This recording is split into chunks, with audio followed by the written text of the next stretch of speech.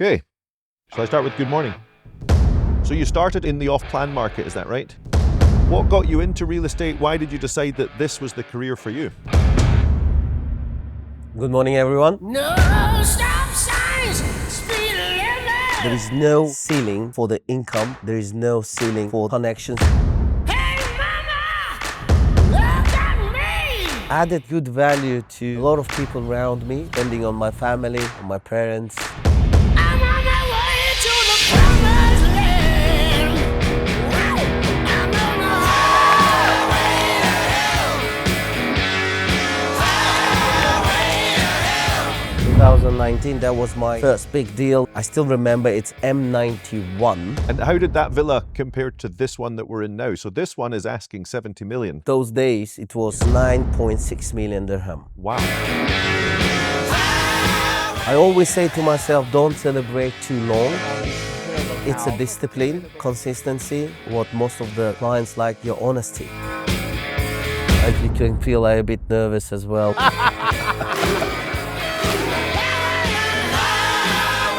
Don't put that on. Good morning and welcome to another episode of The Path to Real Estate Success. This time we are joined by Artur Ahmedov, Good morning, everyone. one of the top selling agents in Dubai, one of the top selling agents at Espace.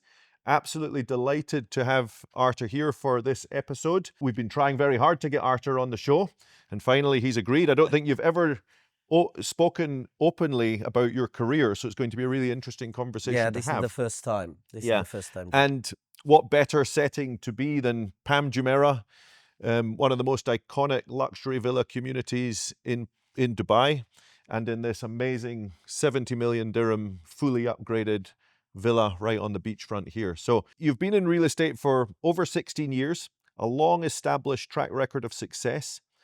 What got you into real estate? Why did you decide that this was the career for you? Well, from day one, I noticed in real estate there is a powerful tool.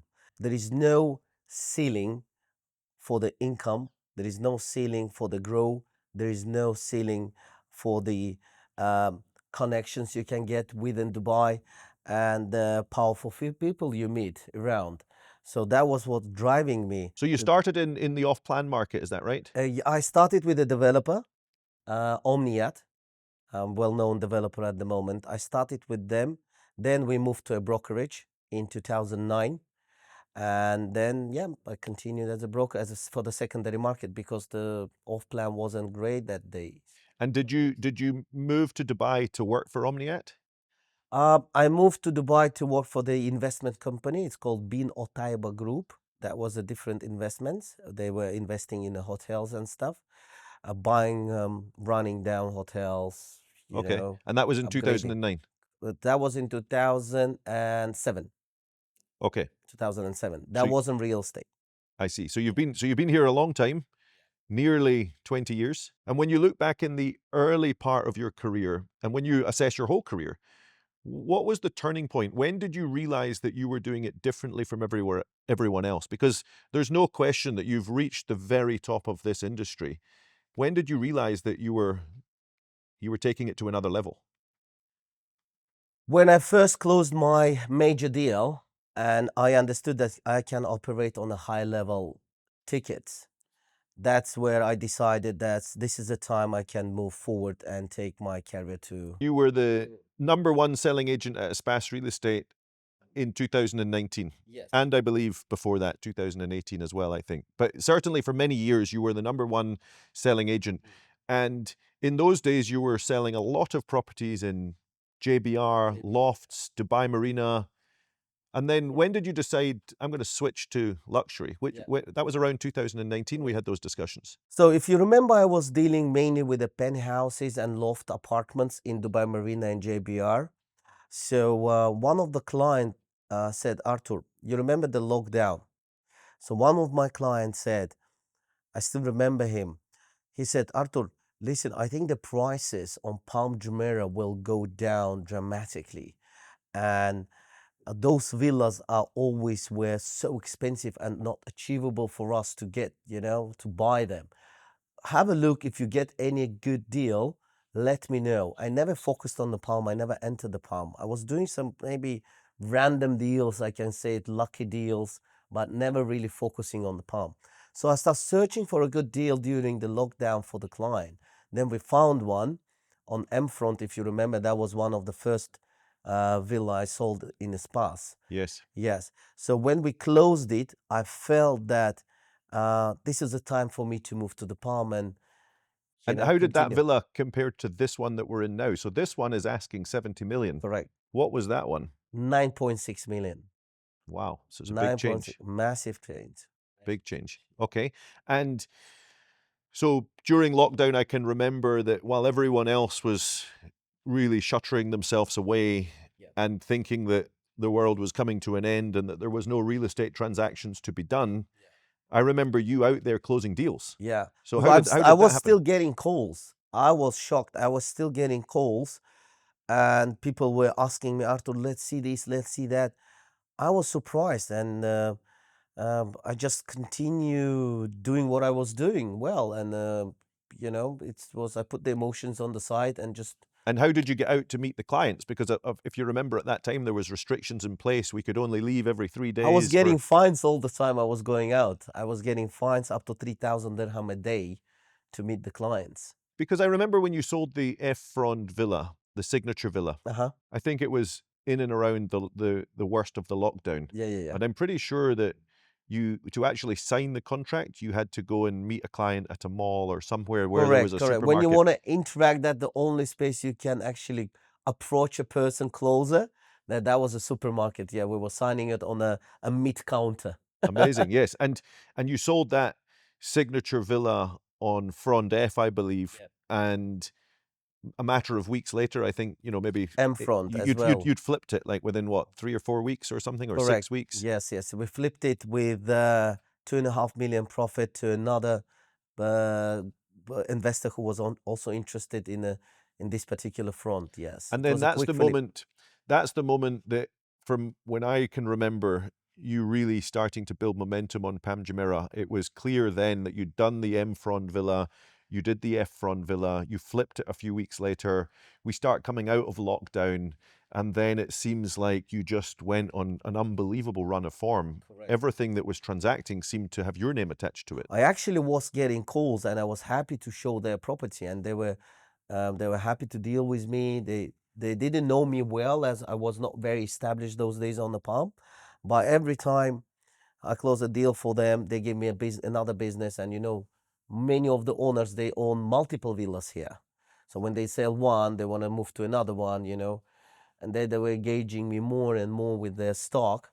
And then every buyer were coming to the palm those days knew that calling me, they will see 90% of what available on the market within 2-3 days. Yeah, so you really had access to the Yeah, whole market, yeah. and word got out pretty quickly that if you wanted to see properties both on and off the market, Correct. Artur was the man to True. get you in. Now, it was only a few years after COVID that you then got recognized by the Dubai Land Department as one of the highest selling brokers in all of Dubai. I think there was 5 brokers recognized in total, and you were one of them. What do you think separates your elite performance from the other 50,000+ brokers that are doing this job in Dubai? I think it's a discipline, it's consistency, respect for other people, responsibility you hold when you deal with them, and what most of the clients like, your honesty. I think Yeah. that's very important when you deal at that level buyers. You have to be. And what about clients. your knowledge of Pam Jumeirah? Mhm. Is there anyone that knows more about Pam Jumeirah than Artur Ahmedov? Absolutely. I believe there always will be someone better than me. Right. And this is normal, my reaction, but I'm not comparing myself to them. And I always, whenever I see better than me, I always learn from them, and I never stop learning. If I see someone knows better than me, I'm happy to deal with the person and get some knowledge Yeah. from them. But I mean, Yeah. any question that someone has about Pam Jumeirah, it is the case that you probably know the answer. Immediate. Yes, you closed a 200 million dirham transaction on Pam Jumeirah, a phenomenal deal, huge fees. And the next morning at 8:30 in the morning, people were amazed to see you in the office, phone stuck to your ear, working on something else. For that is the definition of hard work. I always say to myself, don't celebrate too long. You know, we always have to catch the momentum, right? So if I feel that the flow is coming and I caught the wave, Yes. then I try to. So take yourself back to that deal, Yeah. 200 million dirhams, and I get your point. Never celebrate too long. Yeah. But within less than 24 hours at 8:30 the next morning, you were in the office, phone stuck to the ear. So what was your mindset at the time? Can you remember what you were thinking? Is it just that this is going right? Let me continue to work hard. There was no moment of stopping on that morning. Yeah, well, that was if you remember, that was a good season. That was a high real estate season. And I have actually multiple clients who were interested in that project. And as you know, it's IOMI. There was a very limited stock by the developer. So when I sold one, I genuinely believe that I can get another one across the line. And we better celebrate afterwards when everything gets sold. You know, while the stock was there, I thought this is the time for me to sell another one and maybe another one, Yes. and then I can celebrate. So it was all about the limited stock, and I couldn't relax too much because there was no opportunity maybe Yes, and I think close that any more I think longer. that it's that mindset that probably put you into the 200 million dirham deal in the first place. Because if I remember correctly, it was only a matter of weeks earlier that you'd done a 105 million dirham transaction, also Correct. an 6 off-plan cents. Yeah, project. Yes. that was in 6 cents. So that mindset is probably the one that resulted in the 200 million dirham deal, because if you'd been celebrating too long on the 105 million dirham deal, I you wouldn't have wouldn't. done Yeah, that one. correct. So correct. that would have been 2023, as you said, a very buoyant market at the time. Pam Jumeirah probably hasn't seen a market that is as buoyant as that ever. Ever. In that year, Espace Real Estate were responsible for selling nearly 20% of all villa transactions on Pam Jumeirah. 24. Big percentage, Yeah. massive market share. A huge achievement. Now, you were obviously leading from the front, leading the whole effort there, but you also did deals with many other people at Espace. You did Yeah, deals with Masha, you of did course. deals with, I think I counted 9 different brokers at Espace that you actually engaged with. Absolutely. They brought their buyers to your properties, Correct. or vice versa. Yep. How important is the power of the team for you in terms of getting transactions across the line? Masha would be a good example. You work very closely with her. Yeah, I think it's very important to have your networking brokers around you, either it's in your company or outside of your company, because I always believe it's a massive, if you want to achieve something, you have to have right people around you, right brokers around you who bring the clients. And most of the agents I close with, they work in the different areas, right? So Yes, because you did deals with Matthew Montgomery. exactly, You yeah, did Joran, Joran. You did yeah, deals with many other Espace correct.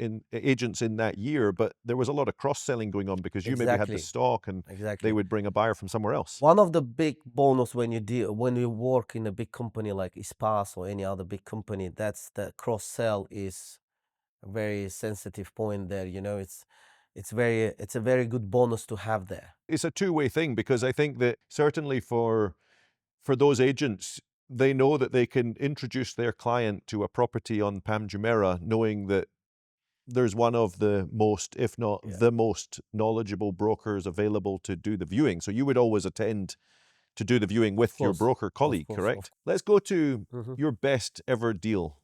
Which is the one, it doesn't have to be the highest value, but which is the one that is the standout for you? What's the career-changing deal in your mind? That was a villa on front D Delta. It was a signature villa. I sold it to a Swiss buyer through the Zoom call, and it happened within. I had a 15 minutes Zoom call with him in the villa, and he's sending the deposit within the next few hours. Wow. That was, I was like, and that was a very good commissions, and the client paid full asking price, and that was very impressive. That's what changed everything in my mind. I was like, yes, this is what I want to do. Amazing. And they were Yeah. viewing a property on Pam Jumeirah on a Zoom call. Correct. This must have been in the travel restrictions of the post-COVID There era. wasn't, no, the guy was very busy. He was building a hotel in Thailand, and he couldn't come, but um, he read about me. He knew me from the past deals. We never met before, but we had a lot of phone conversations. He read about me in Google. Maybe he's spoken to someone else and asked about me, but I felt he trusted me. And when I felt that I had a responsibility to give him the best possible deal, it was the villa for himself. He was planning to move to Dubai, and yeah, That's that's how it that worked. brings me on then to this Yeah. question, which is your clients trust you with deals of enormous value, Yes, and clearly there has to be a lot of trust and loyalty. correct. What is it that you think drives that level of loyalty and confidence in your ability? Why you? Why do these clients choose you? I think it's about they know that I'm experienced. They know that I'm knowledgeable. They know that I always can step back if it's not a good deal. I don't have to sell it to them. And they know that I will work and will be very transparent with them and honest. A lot of their friends probably closed with me in the past. That's why they came to me. Usually, 30 to 40% of my business I get through the referrals. Okay, so you've got a strong referral network. Yes, through the You've referrals. got Correct. trusted personal brand within Yeah. those circles, and clearly you don't need every transaction, and that must come out in the viewings. You're happy to advise a client not to buy something. Yes, I usually do it very often. If they ask me, Arthur, do you think it's a good deal? I was like, well, let's put the cards on the table, and I'm being transparent and honest with them, and then they decide if it's a good deal for them or not. I just say, this is the latest transaction. This is what you can get. If it's good for you, then this Yes. is it. If you feel that this is too much or no good, then it's up to you. You've done deals where in your pocket, if I put it into pounds, a lot of people will be watching that are from the UK. But if I put it into pounds, you've earned in your pocket from one deal alone over £1 million, over €1 million, millions of dollars. The motivator must surely not just be money, because I know now that you have made a huge amount of wealth from this industry, but yet you're still incredibly hardworking. So what is the motivator beyond money? Is it a game, or is it still that money can buy you something else? It's many things at the same time. So of course, money is one of the point, but the second, it's you just want to be recognized. Maybe you just want to You be. like being the number one Yes, you just like to be because you've been the number one. Well, on the top level. Espace Real Estate's been the number one lead generator for all buyer inquiries on, let's say, Property Finder as an example, one portal, an important portal, for years now. And that is to a large extent because of your leadership. It's your listings with the help of Leah and Masha and the team. But without you, it wouldn't be possible. So you've had that number one status now for years. You've already been recognized as a top 5 selling broker in all of Dubai by the Dubai Land Department. And they don't differentiate from 1 to 5. They just say that these are the top selling brokers in all of Dubai. You've been a top selling broker at Espace Real Estate for years, from before you did Pam Jumeirah Villas to after you did Pam Jumeirah Villas. And yet still to this day, you're still highly motivated, clearly, to sell beautiful properties like this. Yeah. Is it just that you must always be the number one on Pam Jumeirah? It's very good to be number one. It helps a lot at work, obviously, in communication with other clients and stuff. But Yeah, probably I can say that drives me a lot to be on the top level. You And know, how when you get used to it, you want to maintain it. Mm. And You how know? much do you stop and reflect on your career so far and say, wow, I have done an incredible job? Or are you always chasing the next thing? Is it always about, Oh, there is never, and I at the beginning of the interview, I said that there is no ceiling in real estate, and I always see someone better than me, and then I say, yeah, then I haven't done enough yet. So that's what keeps driving me. I mean, yes, I done a lot, but still not enough. yes, because it's an interesting part of your Not enough. mindset. In conversations that we've had privately over the years, I've always been amazed by the fact that you seem to always be pushing yourself for a higher level of success, and you're never really satisfied by the success that you've Never already had. satisfied with myself.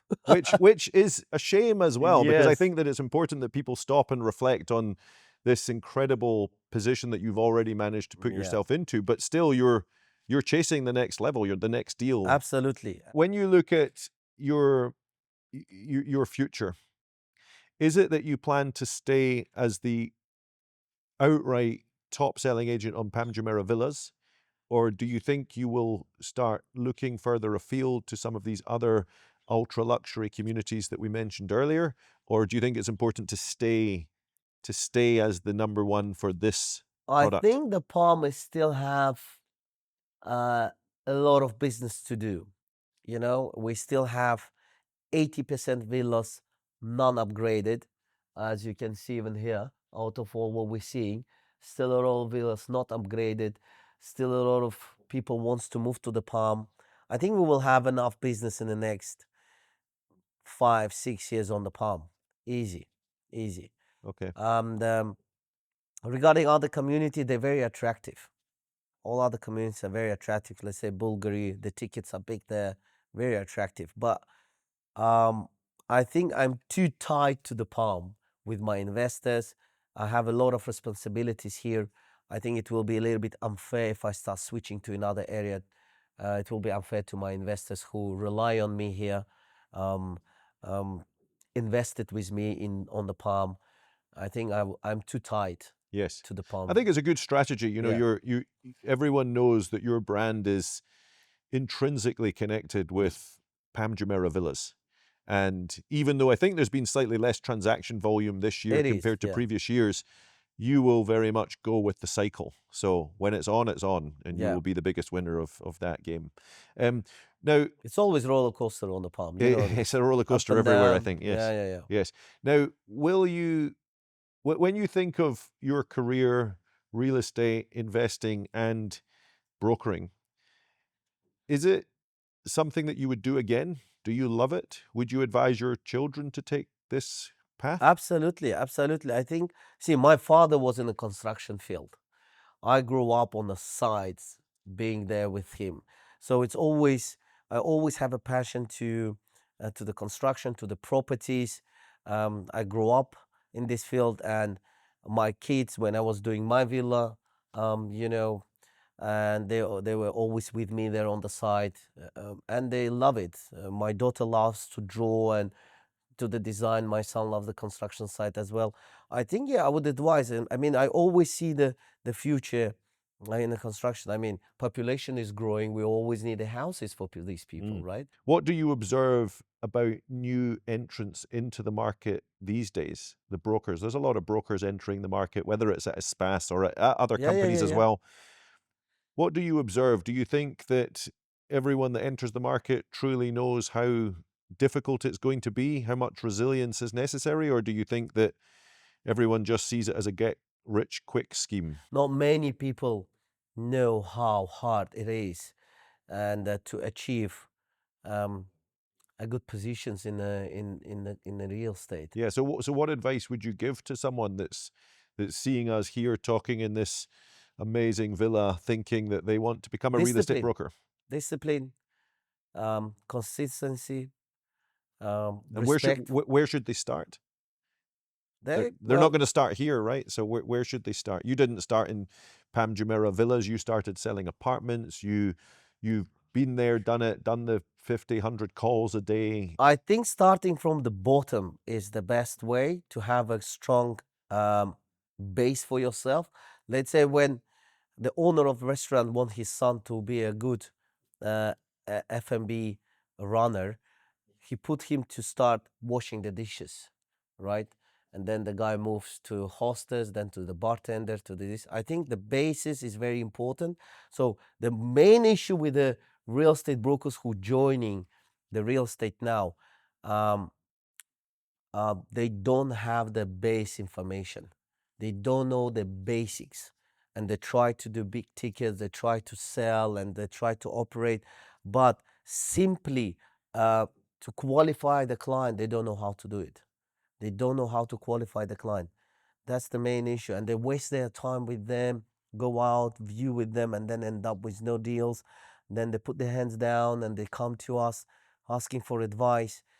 I mean, they have to start from the basics. I think Okay. maybe from leasing, from the rental, to get know all the basics, and then move slowly to a sale with a medium ticket, and then move to a higher ticket. I think that's the only, or maybe start from developer. And Yeah. how important is personal branding to you going forward?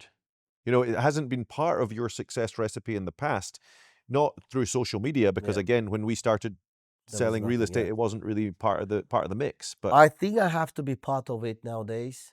I think I have to move forward and start my social media life. yes, I can say show more results, show to the people that I can do a good business for them. I think it's time. Otherwise, I will just gonna drown, because this is the century of technology, AI, and all these things yes. coming on the market. So if we're not gonna go along with that, I think we're gonna miss a lot. We're gonna lose. Okay. Yeah, And is that a motivating factor for agreeing to do this interview today? probably, yeah. I think so. I First think time so. we've sat Yeah, down and had a I proper think chat so. like Maybe this. there will be my first kind of podcast Yes. with you, and with the public. You can feel a bit nervous as I well, think you're because doing a this is great job. I that's think why we yeah, do no, know.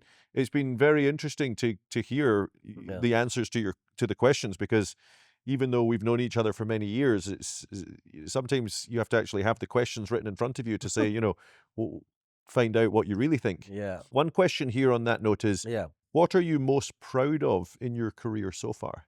Adding the value to my family, obviously, that's number one for me.